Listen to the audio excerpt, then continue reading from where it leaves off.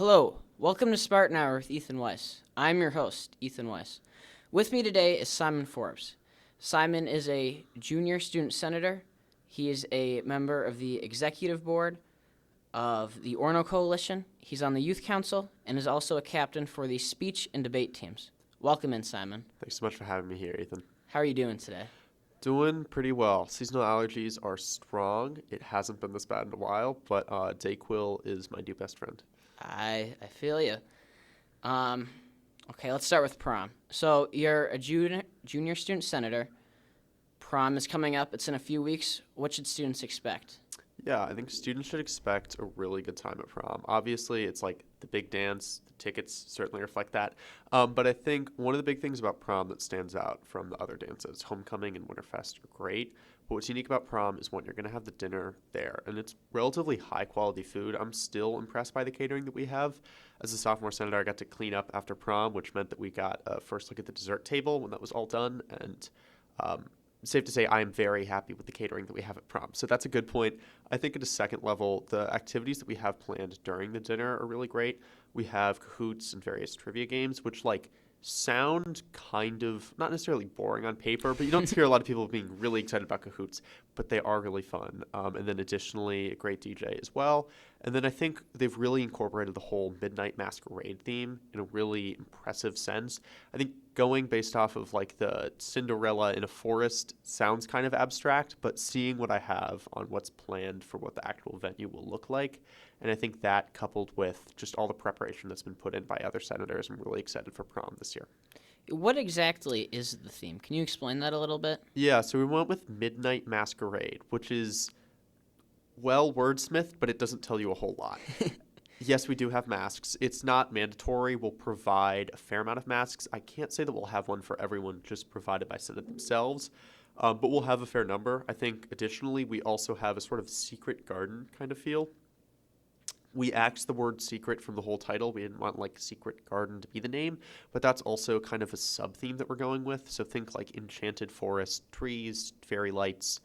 I don't know. I've never been to a secret garden, so I couldn't exactly tell you what's all there, but we do a relatively good job of sort of replicating what that is. Okay, and this year, the Student Senate has seen a rise in ticket sales, right? More than usual? Yeah, it's uniquely high this year, which I think is great. I don't necessarily know what the levels were pre-COVID, but it's significantly higher than what we've had post-COVID, and so I think it's both equalizing, if not above, what we had in pre-COVID levels. And what's peculiar about it, too, is ticket prices rose this year substantially. It went from $75 to $50, but even then, more people are buying tickets. Yeah, I think what's interesting about that is that I guess the real price hasn't changed. If we can get in the weeds here a little bit, which I might, we set the price initially in 2009 at $70. And that was great for 2009, but we also have 17 years of inflation since then. And so we essentially just adjusted them to inflation and then tacked on extra money because steak is more expensive. And then I think food prices have also outpaced inflation as well. So the real cost of things isn't actually any different than what it once was in 2009. I think at a second level, it also just shows the enthusiasm that people have for prom. People are excited, they want to go, and they're willing to fork over because I think the Student Senate has shown, and I think memories from past proms have shown, that it's been a relatively successful enterprise. I think in the Orno student survey, which I run, our results showed that prom was the most popular student event that's organized by Student Senate, and that's within the entire student body. And so that means that for those that are able to participate prom, it's an even larger share of that total. Okay. And walk me through what happens the day of prom, because there's more than just the dance, correct? Yeah, so what Student Senate puts on, obviously there's, days of preparation, getting dressed, getting ready, and all that stuff. I can't really speak to that as well, but what I can speak to is that we have the Grand March. That's going to be, I believe, I should know this off the top of my head, but the Grand March is around 6 p.m., and we run that. That's people stepping out, going on stage. Lundy will say your name. You will pose either with a group of friends, with yourself, with a date. Take a photo. You get walked to different sort of photo op spots throughout. Then you'll sit down and you get to cheer on everyone else. It's a great community event. We have I've been the usher for the last 2 years, and so you really see a lot of community members, siblings, parents, even grandparents show up. So a lot of people show up for the Grand March. Once you're done with that, you'll then drive over to the venue, which is the Metropolitan Ballroom in St. Louis Park, maybe Golden Valley. It's one of the right two. by the St. Louis Park Costco Yeah, and exactly. Good Day Cafe. And Good Day Cafe. I Good go Day over Cafe. there a lot. You go to Good Day Cafe? Yes. Okay, I'm not a big fan, but that's okay. They've got good French fries. Ooh, that's true. But basically, you go to the Metropolitan Ballroom. They'll have dinner there, dance there, and then it all wraps up. I want to say 9:30. Please check the timings on your own time. I'm not wonderful at memorizing dates. Okay, and one new development that started last year was the addition of the prom court. Mm-hmm. And now that replaced the Winterfest court because the Student Senate generally did not see much engagement in that. But can you just explain what that is, please? Yeah, so the prom court is open exclusively to seniors to serve as prom king, prom queen. And I believe we use an opt-out system. So Lundy will send out a form and you'll have to say, no, I do not want to be, placed in the running for prom court. And it's there where students will vote for who they think should be prom king or prom queen. The voting process is, again, by Google form. It's in the same way that we do homecoming court, but prom court had increasing pretty high engagement last year from seniors and relatively higher from what we've seen in contrast to homecoming court in years past. And so prom court, I think, it's a lot like homecoming court, kind of know what's happening, but it's a little bit more in the heat of the moment. In the sense that we have coronation as a whole for homecoming, prom court, you have it, you announce it at Grand March, and then you immediately go to the dance. So it feels like, like the special feeling. I don't know if there's a special feeling, but whatever event there is, it's kind of carried on throughout the night in a way that homecoming goes throughout the week. And does the prom court do anything at the dance that other people don't do? I could not answer that question officially. Okay, that's They fine. get to feel like they're better than everyone, which is something. All right, let's switch topics now. So you are an executive board member on the Orono Coalition. When I first saw this, I didn't know what the Orono Coalition was. I don't think most people do. Can you explain that, please? I'd be happy to. So the Orono Coalition is a local nonprofit focused on substance abuse prevention and community development. That sounds like a lot of buzzwords in one sentence because it kind of is, but basically what the Orono Coalition is it's a group of community leaders. So we have pastors from various churches around the area. Pastor Adam of Trinity Lutheran is on the board. I think I don't remember his exact position, but he's on the executive board. We also have various community officials. Julie Moskowski, who's the mayor of Maple Plain, is a member of the coalition. And then we also have leaders of the school district that are members. So think we have various members in the administration. So Dr. Aaron Ruland is one of the members there. And then various other individuals within Orono Community Ed. So Trent Torney and Ms. Tiffany Clifton as well are members. So it's a large cohort of essentially community leaders that are all working to improve the Orono community for the better. That's not just the city of Orono, but also adjacent communities that go within the district. So Orono, Long Lake, and then other Maple Plain, Independence, etc. And so a lot of what is worked on there is, okay, how do we make a more connected community? Which is like a big question and kind of hard to answer. But a lot of what we focused on recently is sort of these micro community moments.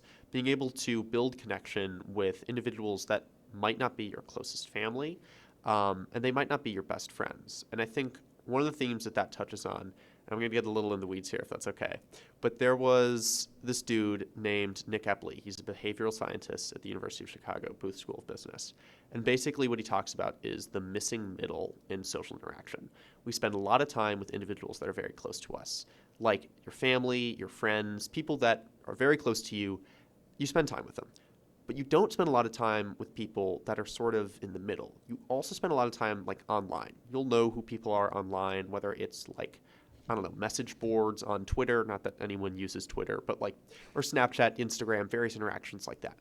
But you don't have your neighbors, and a lot of times also your schoolmates is another point. And so what we're focused on is being able to get people to interact more with their neighbors, or the missing middle socially.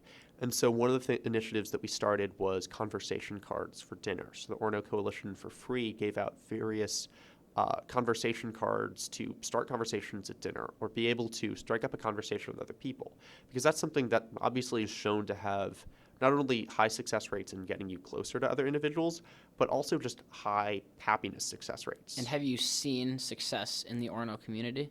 What we've seen at a base level is a return to pre-COVID levels is one thing that we've seen. It's hard to quantify community, but what we've heard anecdotally has been a strong amount of support for just like, it's hard to say we've heard more happiness. You can't really say that, but you can say, but what we've heard has been people really enjoy the community events that we've helped put on. At a second level, we've also seen attendance at various events such as like Buckhorn Days has actually increased. Corn Days as well. Those things have all increased. Those aren't run by the Orono Coalition, but our efforts to sort of improve the community can be seen within the community events that we already have.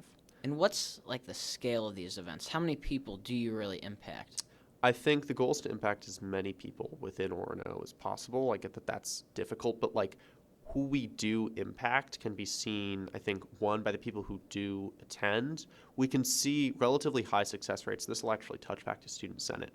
But in the student survey that I put out later last year, we found that like the people who went to events really, really like the events that they go to. Like the satisfaction rate at any school event was like somewhat of like 90% of people said that they felt satisfied with the event. And so what you can tell is that people are happy with the events that they're going to. And so the goal isn't necessarily always to make people enjoy the events that they're going to more, because we're already kind of at that level, but more just increasing turnout. And so the way that we can see that, I guess, is looking at the turnout numbers. I haven't looked at those super in depth, but we are seeing, I guess, more involvement in the community in some respects. But again, it's very much a working initiative. This was started around, I think, 2.5, 3 years ago. And so we're still very early on in our implementation of this. Another initiative that we've also started was the 988 initiative. So a lot of the 988 signs that you'll see all over, the shirts that a lot of teachers are wearing. I know the Orono volleyball team did a fundraiser with the 988 shirts. We're also seeing more community uptake in social events, and that's something that we've specifically worked upon. And how did you get involved in this? Because this is a kind of unusual activity. Yeah, this was something where the Orono Club Fair, I think sophomore year, I spoke to a few representatives from the coalition, and they had a quick sign-up link. I stayed involved through their youth cohort, which is a sort of student group that they ran, and it was there in which I was able to get further connected with individuals in the coalition. And Grace Fisher was in my role. She graduated last year. She's at Wake Forest right now. Go Deacons. And so I'm in her new role, and that is sort of, I've learned the reins, one, from coalition representatives who were at the club fair. You can see us at the club fair next year. And then additionally from Grace Fisher, who was in this role previously. Okay, and we also know Grace Fisher from debate, right? That's true. Last year, the debate team was founded. Me and you are captains. We also had Keegan and Owen, who are wonderful, but unfortunately they're graduating. That's a fall activity, but it's beginning next year again. Yep. What's going to happen? Good question. You know, I think it's weird when both people on the podcast control the destiny of that answer. That's true. But I think I'm hopeful for a good year. I think it's been it's difficult to start a team, obviously. I'm sure anyone could tell you that. The volleyball team could also very well tell you that. But I think what's unique about debate is that there's much more of a learning curve. And where, like, volleyball, the rules don't really change that much. Like, if you learn volleyball anywhere, you can learn it. And it's like starting a team, you don't have to learn the rules of the game, but you really do for debate. And I think the learning curve is something that we've been able to tackle effectively. I think last year we proved that there's a very strong talent pool at Orono schools. We saw the novice teams do remarkably well very quickly. And so I think for next year, we'll be having more teams in varsity, potentially junior varsity as well as a middle step. And I think the goal there is to see how that talent plays out. I know we had a lot of high performers in the novice range. Although state wasn't necessarily the most beneficial tournament, we did have a lot of success in the circuit beforehand during the regular season. And so what's coming next year is hopefully good things. I think, one, it's a lot of growth. I think having more of a team culture is helpful because in the way that it was structured, like the first year was very much, okay, let's learn how to do debate. It was more casual. It was much more casual. Yep. The second year is where you started to have like a team culture in which you have people who are experienced, people who are less experienced. And we had more people just in general, too. A lot of people, yeah. And so I think you have like this sort of different dynamic every year. And I think this is the first year where we have enough people to really field a team. We have, not that we didn't the first year, but like, It was just a little goofy. it was a little Because weird. there were only 4 of us that were really serious. Only 4 of us that were really doing it. Like, it was kind of chaotic. This is the first year that we have like a full team. We have different levels of experience, and we're no longer concerned about starting the team. Now it's more about actually succeeding in the sport itself, if you can call it a sport, in the activity itself. It's not a sport. Yeah. Sport, that's like people who chess is a sport. It's not. There's got to be an Yeah. athletic component, but it's still a very fun activity. Exactly. Yeah. All right, so similar to debate, but also different, is speech. You're a speech captain. It's true. Speech season just ended for most people, but not for you, right? Yes. We have state this Friday. At the time you're listening to it, state has probably already happened. Check the Instagrams. Talk to people on the speech team. Hopefully they did well. I'll say we won everything and we're state champions. That likely won't happen, but that's okay. It's a nice thought. It's a nice thought. I think for other individuals, speech is super weird in its structure. There's something called the National Invitational Events Tournament of Champions, or NITOC as we like to call it. There's so many acronyms. And that takes place in May. I think it's going to be May 8th to 10th at Shakopee High School. And this is where some of the best speech competitors in the country will start to compete at a national level. You qualify by gaining bids throughout the year. And it's Gaining what? bids. So if you do well enough at a tournament, such as like Weiss, much of the speech season is structured in like tournaments every single weekend. And if you place well enough, because it's an individual activity. So if you get like 5th place, let's say Ethan, you got 5th place at Weiss. Congrats, Ethan. It's pretty awesome. Now this has given you a bid for NITOC. And so if you have 2 of those bids, then you can go to the tournament and then you compete there.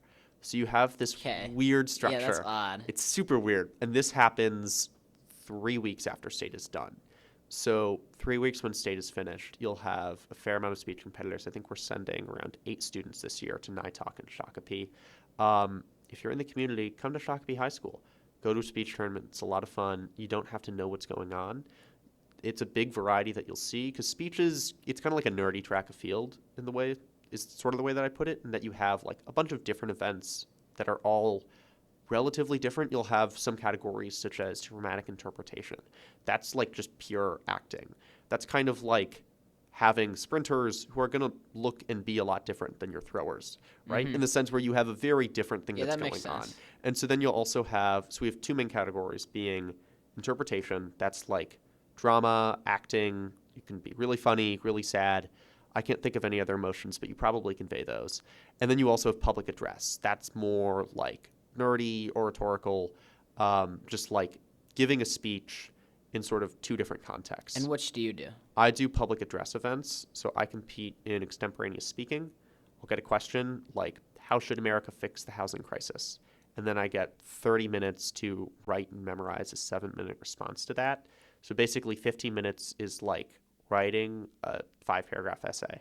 And then the next 15 minutes is then practicing that to go give the speech to someone. And how is that judged? It's judged by like one person. You'll get 5 people if you're in finals. And what they'll do is basically like how well constructed is the argument, is a lot of it. Like how good is the argument? And then the second level is how entertaining are you to listen to? Because it's kind of hard to hear about fiscal policy really rapid fire. It's in 7 minutes. You have to be like funny to listen to. The second part's always the harder part, but you'll get judged on both of those respects a little bit. Okay, and so you are moving on to the national tournament. Yes, I'll be moving on to nationals. There's a different national tournament. That one's in Richmond in June this year. You're going So I'm to going both to of them? both of those. There's 2 national tournaments. This is so confusing. Really bad for an audio media, but basically there's multiple national tournaments.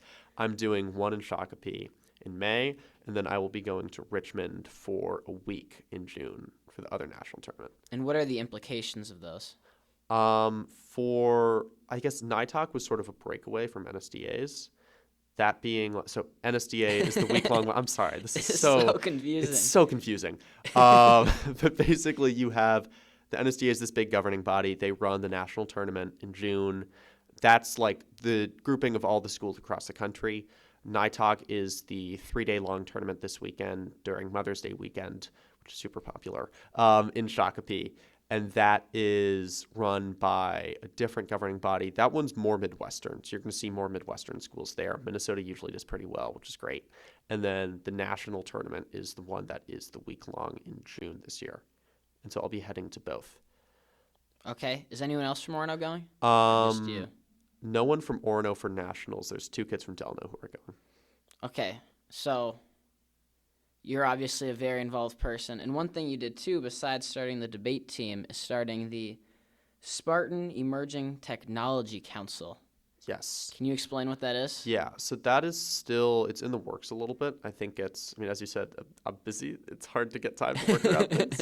But what I will say is last year I worked a lot with the tech administration, the tech department, on sort of fine-tuning what our AI guidelines look like. And so the AI rubric that you might see in schools, in your classroom, the one that I think Miss Naylor has it posted on its wall, it's like the green, the red, a bunch of colors, and there's like 4, 3, 2, 1.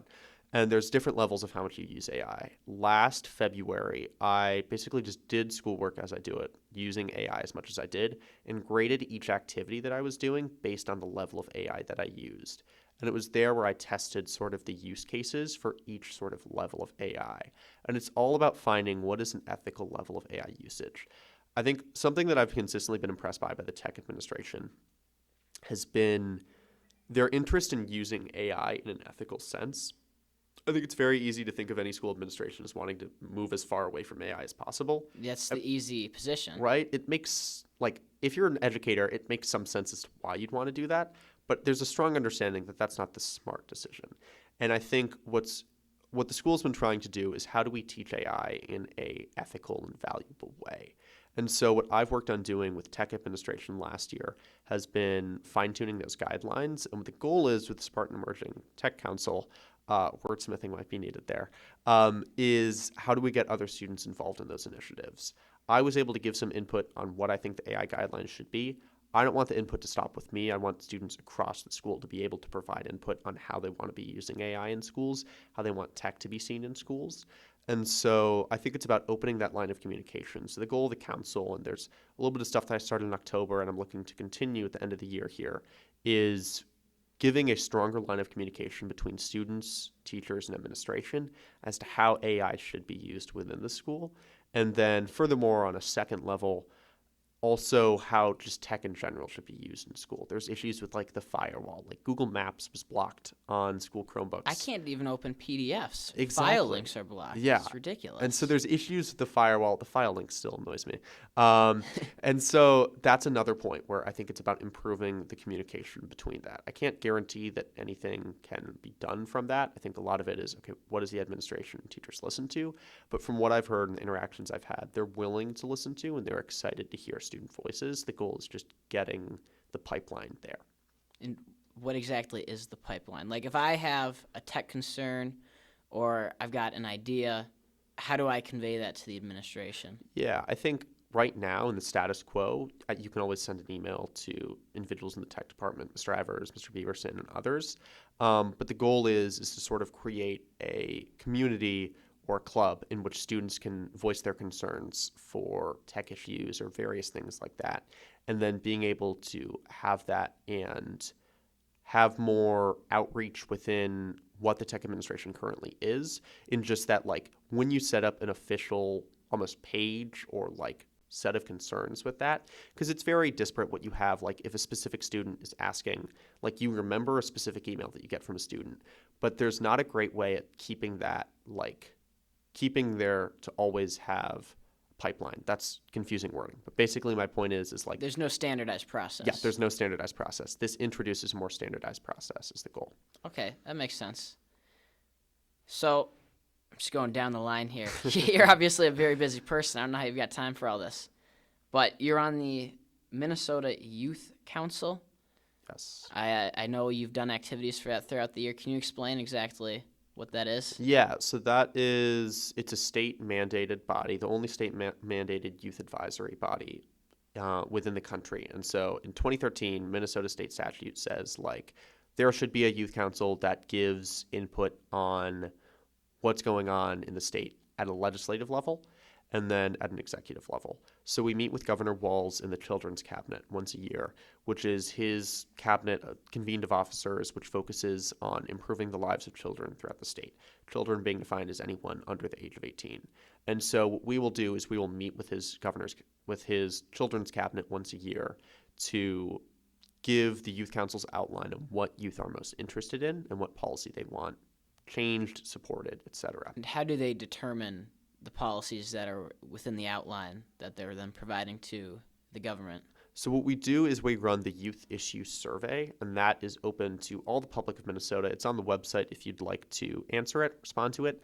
I'm happy to also talk to me. I have it on a bunch of QR codes that I should hand out more often. But basically, it's a way for youth to say, okay, these are issues that are most important to me. They give like a list of, I want to say, 25 issues, and then obviously an other box of like, okay, what is most important to you? What are you passionate about? And then we take that data and we take the most responded to or most liked, per se, policy issues, and we build that into a policy platform. We do that every 2 years. This upcoming summer is when we're going to be realigning our policy platform. And it's there where we set forth youth policy initiatives. So for the Youth Council right now, in the current legislative session, we're focused on career and technical education is one of them. And then school engagement and attendance is another level. Our third point is substance abuse prevention. And then fourth and finally, uplifting youth voice in government. And so it's those 4 policies, and we have specific bills that we've stood in support of. We stand in support of a ban on flavored tobacco products being sold. That's something that we stood in support of, as well as students being mandated on school boards as non-voting members across the state is another position that we've taken a stance on. And so we've taken stances on a variety of positions to sort of promote through the legislative session. We also work with our in-district legislators, such as individuals in the state house and the state senate, to promote these bills that we've taken a stance on. And then this upcoming Thursday, April 30th, we're having a legislative hearing, and that's where we're going to hear, I think, 9 bills, and we're going to see if we're going to take official stances as the Youth Council on that. And then second of all, we're also working on a sort of organizational stance. We're going to draft a position statement on the boundary waters as well, as that's come up as a key point of interest. And how well does the governor and the legislature actually listen to the council's suggestions? Or are you just like another voice that they don't pay attention to? You know, I'd like to say that I think there's a lot of ways to answer that question. I would say I don't have, this is my first year on it, so I don't have a lot of experience on, okay, what the actual policy responses have been. I think the legislators that we reach out to are relatively good about responding to our concerns. They're relatively good about advancing bills that we've said, hey, you should advance this bill. However, what we've seen is that the legislature as a whole is just really hard to get stuff passed in. The Minnesota State Legislature is a total mess right now in that it's tied and it's like a very close majority in the Senate. Like it's hard to get things done. Super hard to get things done. And so I think that's been a main point of conflict for the Youth Council. We've promoted a lot of bills. Not a lot of those bills have been getting passed simply because of just the nature of the legislature itself.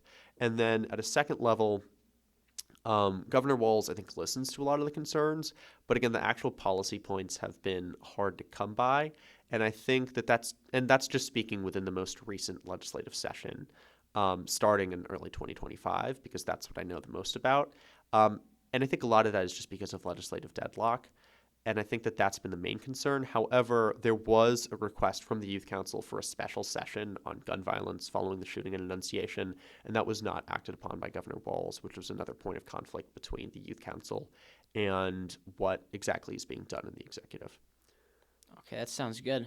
Do you have any final thoughts? Final thoughts. I have 2 final thoughts. One, please sign up for prom tickets. They close, I want to say, you might know the date better, but I think that they close on May 6th? I got it. Ticket sales close on May 5th. That's a Tuesday. One day off. And table selection closes the following day, Wednesday, May 6th. You can't sign up for tables any longer at lunch. You just have to go talk to Mr. Lundquist, find him around. He's probably in his room on the second floor, but not always. But yeah, he wanders a little bit. Yeah. And you can get him on My Payments Plus. Yes. And if you miss the deadline for prom tables and you have a ticket, they're going to place you at a random table, which I've heard is not super fun from those that have done so. But, I could be wrong there. And then my second point is that the Community Wellness Expo is this upcoming 30th. That's going to be April 30th. I believe it is from 5 to 7 p.m.